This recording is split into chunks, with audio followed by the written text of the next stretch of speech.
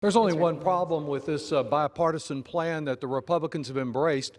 It will not lower manufacturers' prescription drug prices by a penny. And as to the phony argument that there's some cures out there that will be lost by this legislation, it also does not stand the test of analysis.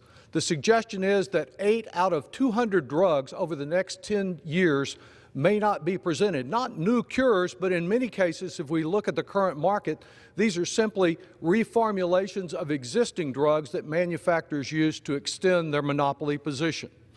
And all this about a bill that, frankly, I'm not all that enthusiastic. I think this legislation was originally advanced as a narrow approach to win over Republicans, and that doesn't appear to have been too successful this evening.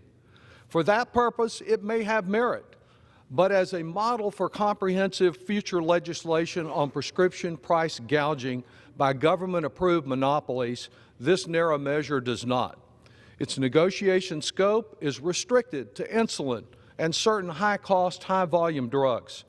Despite our pledge to repeal the Republican-imposed prohibition of Medicare negotiation, it still remains illegal, a violation of federal law, to negotiate lower prices for 2/3 of the medications covered by Medicare. That includes EpiPens and many other treatments.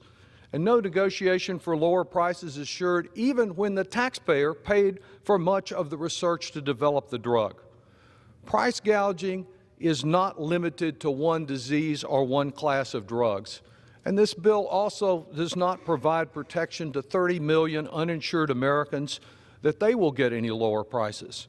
I look forward to a new Congress with a president who wants to follow the campaign promises that President Trump has ignored to provide relief for all Americans with a comprehensive solution to contain this big pharma monopoly power. And I yield back.